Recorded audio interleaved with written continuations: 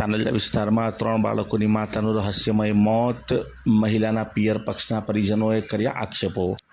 શહેરના તાનલા વિસ્તારના છેવાડામાં આવેલા એકતાનગરમાં 3 માસૂમ બાળકો તથા તેઓના પતિ સાથે રહેતા 37 વર્ષીય મંસૂરી તસ્લીમનું રહસ્યમય મોત નીપજ્યું હતું। રહસ્યમય એ માટે કહી શકાય કે મહિલાના પરિજનોએ મૃતક મહિલાના પતિ પર વિવિધ આક્ષેપો કર્યા હતા। પ્રાપ્ત માહિતી મુજબ સૌપ્રથમ મૃતક મહિલાનો દીકરો ઘરમાં હતો, તે દરમિયાન તેણે તેની માતાને હું રમવા જાઉં છું તેમ કહી તે ઘરની બહાર રમવા ગયો હતો।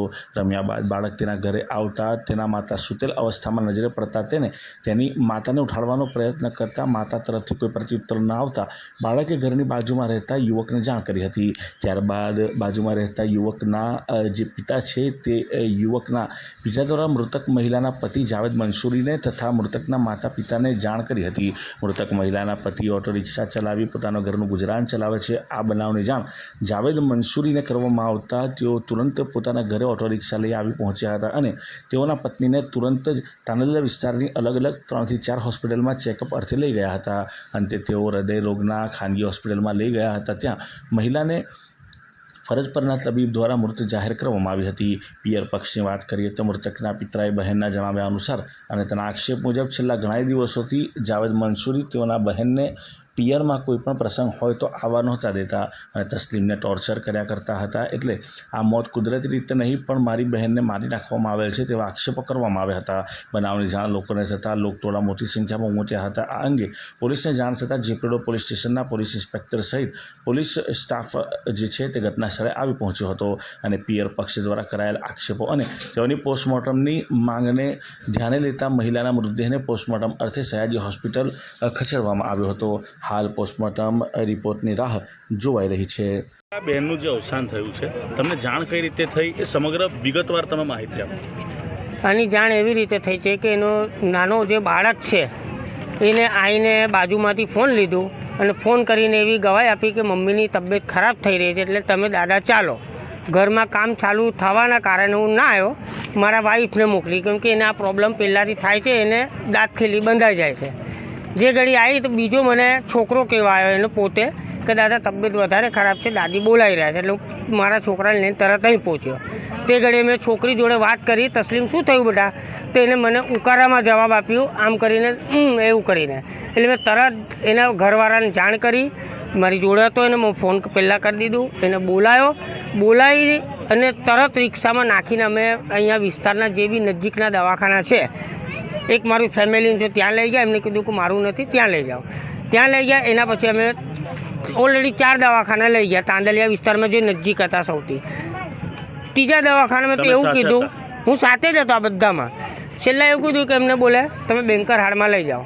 ત્યાં લઈ ગયું, ડૉક્ટરે ચેક કર્યું, એમને ચેક કરીને એવું કીધું કે આ એમની ડેથ થઈ ગઈ છે અને એમને ગુજરે લગભગ 10 થી 15 મિનિટ થઈ ગઈ છે। તે છતાં બી એમને બધું મશીન મૂકીને ચેક કર્યું।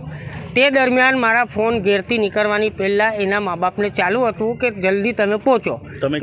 હા, કેમ કે એ છોકરીએ અત્યારે લગભગ 3 થી 4 વાર એ મરવા જેવી થઈ ગયેલી, એને દાંત ખીલી બંધા જાય, પડી જાય છે, આ બધું પ્રોબ્લેમ થતેલું।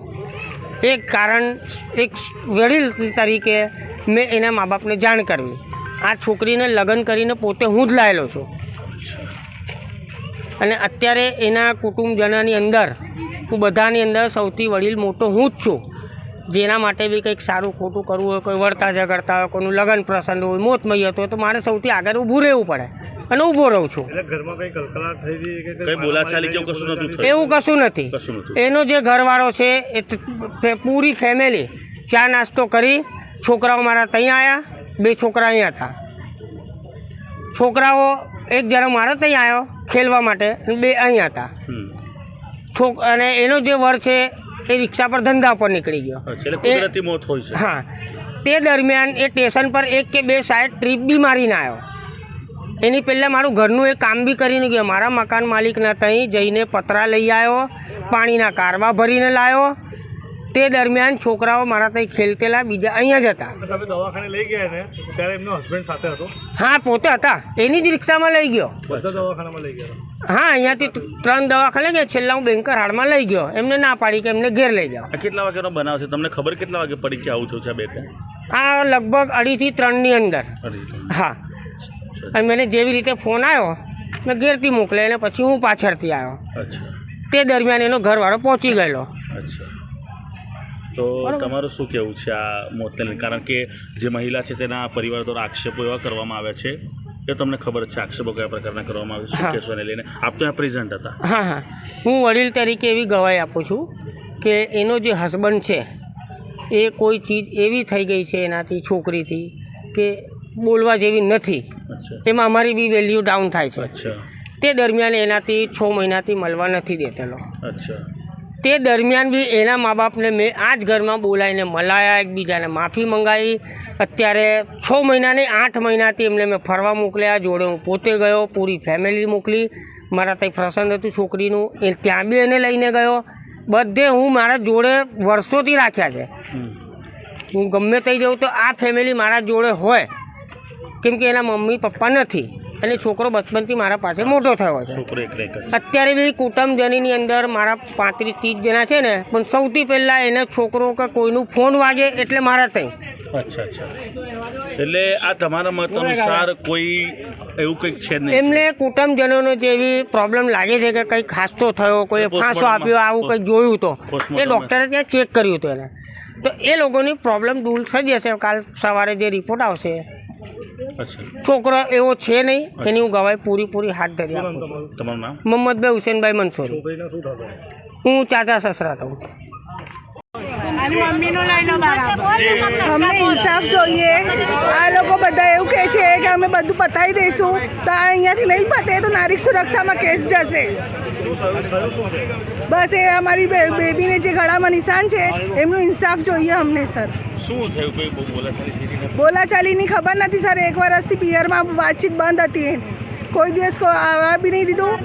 બસ सब ले ली थी हमारी રકમો પણ લઈ લીધી છે એની. એનું મકાન જે પિયરમાં રહેતી હતી ત્યાંથી મારી મારીને અહીંયા લઈ આવ્યા એને.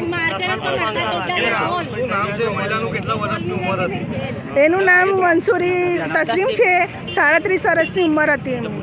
અચ્છા શું તમારી માંગ શું છે? બસ અમે આ લોકો હવે અંદર એવું અમે સાંભળ્યું છે કે પોલીસવાળાઓને એવું કહે છે કે અમે બધું જોઈ લઈશું, તો હવે અહીંયાથી નહીં ઇન્સાફ મળે તો અમે નારી સુરક્ષામાં લખાઈ દઈશું સર. પોસ્ટમોર્ટમ માટે પણ પોસ્ટમોર્ટમમાં અમને ક્લિયર જોઈએ બધું સર.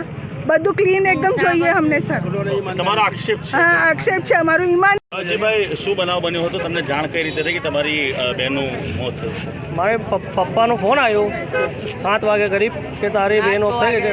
મારા ભાઈનો ફોન આવ્યો હતો કે તારી બહેનનો ઓફ થઈ ગઈ છે, તો આય. પછી પપ્પાનો ફોન આવ્યો કે ફટાફટ આવે. તો અમે આવીને જોયું તો પછી ગળામાં એ ફાંસો લાગેલું છે એવું લાગે છે અમને. લાગે છે. અને શું તમારો હમણાં પોલીસ પણ આવી હતી? પોલીસને જાણ શું છે?